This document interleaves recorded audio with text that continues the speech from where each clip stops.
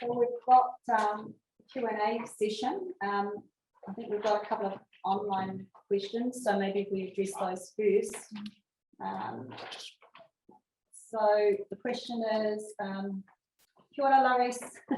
Acknowledgement to the trustees for their progress through a fraught and at times contentious mandate process. I would like to know if there will be future risks of disruption to our continued kaupapa. I have whānau who want to know if future negotiations and iwi endorsement with, I think it's supposed to be, will be challenged on future platforms. Sure. So, as the trust has been working on the two streams, the Waitangi Tribunal process as well as the mandating and direct negotiation process, we have been obviously challenged as we've gone along, and one of the reasons why it has taken a bit longer than what we anticipated. There are possibilities that the mandate will be challenged. That could come in a couple of forms, but nonetheless, we think that the mandate we've got is robust enough to actually respond to those forms. So we do have plans in place where, for example, a hapu decides to withdraw from the mandate, then there is a specific process to be followed, which is in the deed of mandate. And there's a couple of steps that have to happen before a hapu can withdraw. So we've got that there. If it's needed, we hope that it won't be needed. The other aspect which might come up, or the other the other possibility in terms of challenging our mandate might be where an application is taken to the Waitangi Tribunal for urgency to challenge the mandate. Now that in itself is another process which we're well aware of. But once again, we think that the process that we've followed has been is detailed and fair enough to cover off the concerns that have been raised, that might be raised if it was to go to that phase. And even before it does, the tribunal agrees to urgency, there's a step before that, and we believe we can justify the mandate that, the Crown, this is against the Crown, can justify the mandate that was given. And so there's a couple of things that could happen. The trust has taken those into account. It may slow our process down slightly, but nonetheless, I think we're still able to deal with the issues concurrently if need be. Kia ora.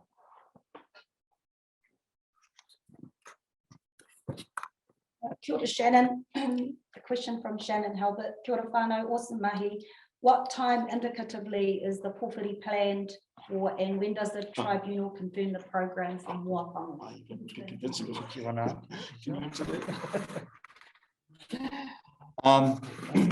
Yeah, well, it's the tribunal has shifted dates around a bit at times, and sometimes with no warning.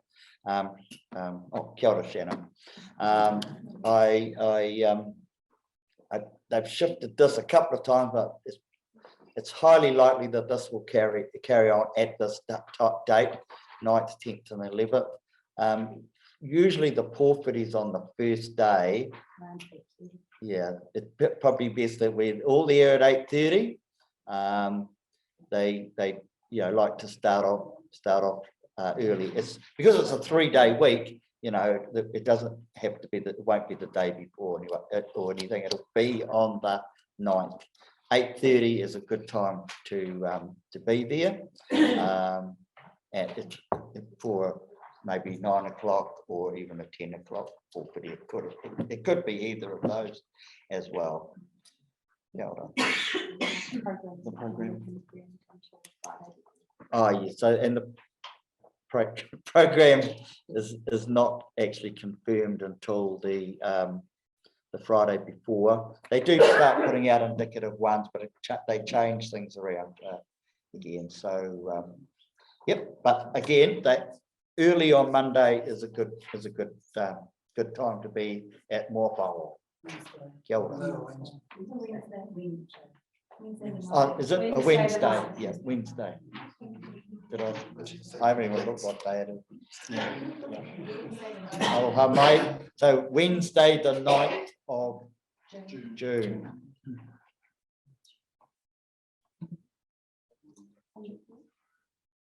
We got any questions on the floor? Yep. Chaz.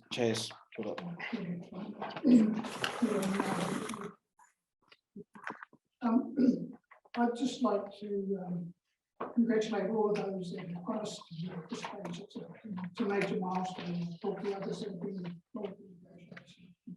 Getting that mandate was for them. So congratulations. The second thing I'd like to raise is that you've all, at the last hearing I went to, Judge Harvey said that the Crown had made major concessions. And he said that in all his time sitting on the tribunal, this was these concessions were the most that the Crown had made. And you talked about one of those. I wonder whether there are some others you could share with us.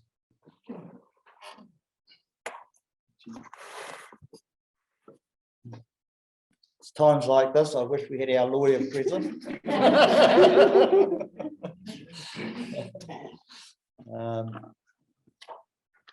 What other concessions have they made? Standard concessions.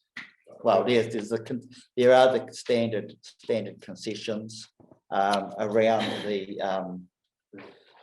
the individualisation of title, that whole process that turned our lands from collective to individual title through the land court. You know, what's annoying is the Crown often stands up and says, well, land court's not part of us, you know, and we all know that it is. They're the ones that feed it. Yeah, they put the rules down, they tell how it has to operate, and then in certain legal situations, they can find a definition that says, sorry, that's separate to us. But I think that's fairly well been addressed in our inquiry. But yeah, that's one of the standard concessions. There were a couple of other standard concessions. State-owned enterprises. State-owned enterprises.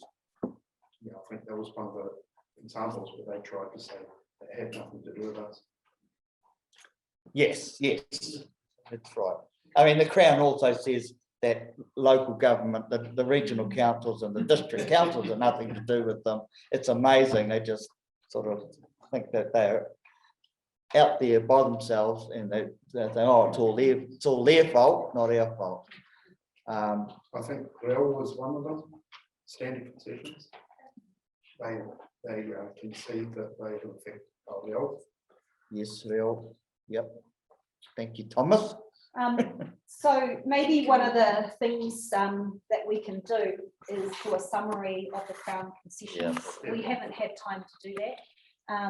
But all of the Crown's closing submission documents are on our website, so you can go on and go through those, and normally the concessions are right at the front of those documents, so you don't normally have to scroll through thousands of pages to get to the concessions.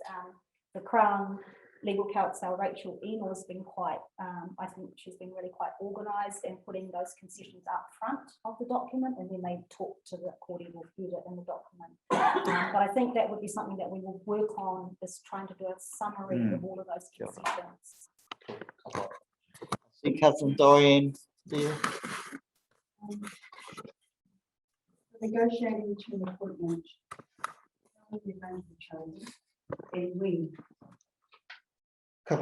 So that level of detail hasn't been decided upon yet. We're still working on the on criteria, etc. Obviously, we do need to decide how many at the end of the day, and making sure though that everything's covered off by them. We are working through that now at the moment. We haven't got a time frame on, but it will be sooner than later. It just depends, of course, on all the other mahi that we've got going at the same time, but certainly we have a team working on that at the moment. Could it be, just asking, that, that could it be on the lines of iwi representation? So at the moment, Each iwi. so that's one of there's a slide there. It's one of the, shall I say, the criteria that we're considering is that the negotiators are representative. But of course, that has to be coupled with their skills and capabilities at the same time. Oh, here we go. Yeah. So that there's fair, what we've got here is that, and it's in our data mandate, that there's fair representation of iwi runanga. All right, so how that actually plays out, we're not sure, because it'll depend on how many numbers, how many people we have put up, and what skills and experience they have. All that will be taken into account. Just the thought though, that, you know, considering we only have four iwi. Yes. You have got a good pool to select from. You have Yes. got a good pool to Yes. select from. We're not just Well, talking about the people that are here. We're talking that's- about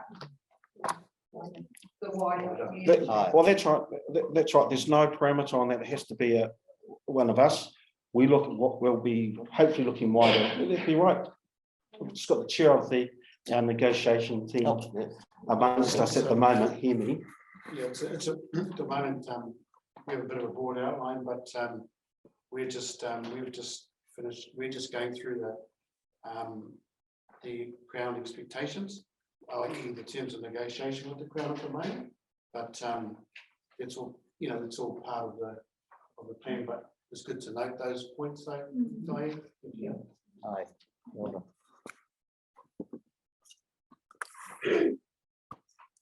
Hatayano, So the post-settlement governance entity, is that going to be this trust? No. So the purpose of this trust is to get us to settlement. And then there will be a new entity, whatever that entity will look like, that will take it from there, and that will receive and not only the assets, but the responsibility of settlement. Like, in the other part of my question is then, when it comes to the settlement legislation, so is it going to have all of our aims? It's going to be that act, like Ngāti Awiti, Ngāti Tamakōpere, Ngāti Paupeka, Ngāti Ohuake Settlement Act. Is that what it's going to be, or is it going to be an individual act for each? Or is it going to be well, how's it going to work? Oh, so at the moment, it's we're looking one settlement for all four. We're right at the beginning, like in the terms of negotiations, we're making it very clear for iwi. Yeah. All right. Now, what the act, what do you call it? The title of the act is going to be at the end of it, I don't know. I'm not sure what that might be. But I'm just wondering, because that might have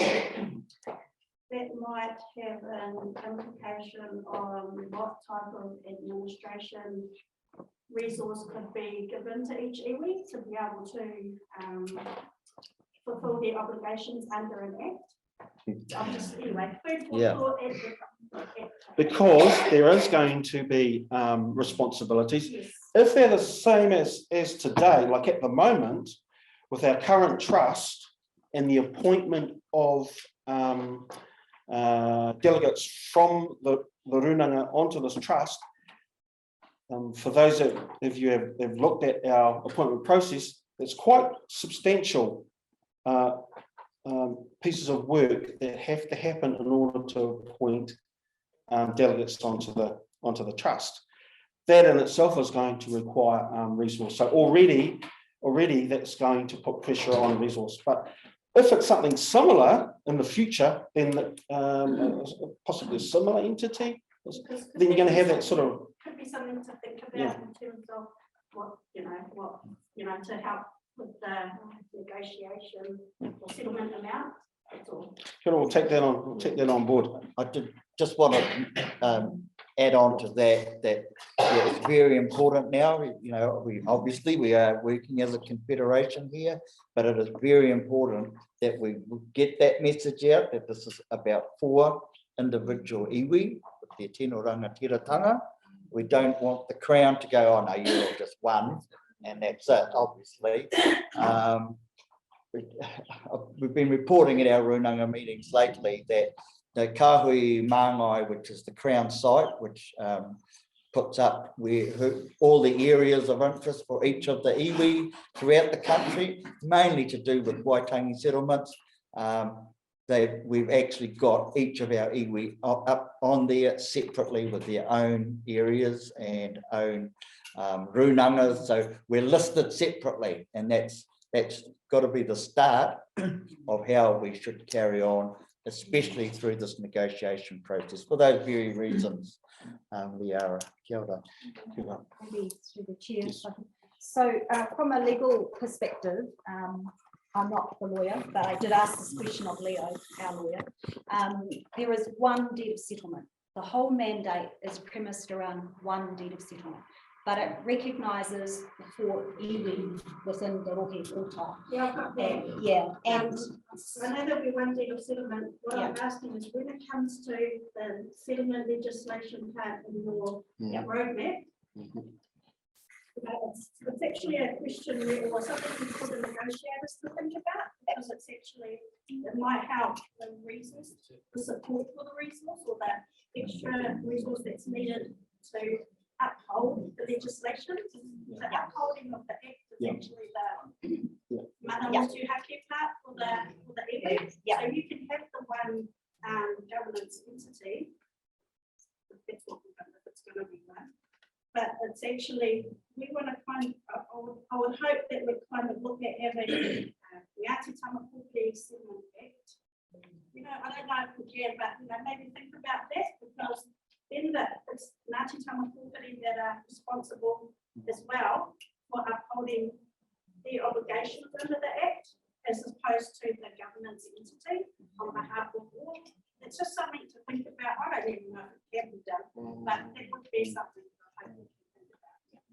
so just finish an answer to that. So we had discussed that very thing, and we will need to work through that with the terms of negotiation, and also with the negotiators and the expectations of the iwi in that space. And totally agree, if we can get the act to reflect that, that would be fantastic. That's going to be a bit of a legal battle, but we will definitely take that on board. And I think the other thing that came out of your point was that there is compliance cost. There's cost not only with the PSGE, but also, in our case, it will also compliance in terms of our iwi as well. Whatever that might look like. Certainly, I think it's going to be compliance cost for our trust at the moment. Kia ora. Question.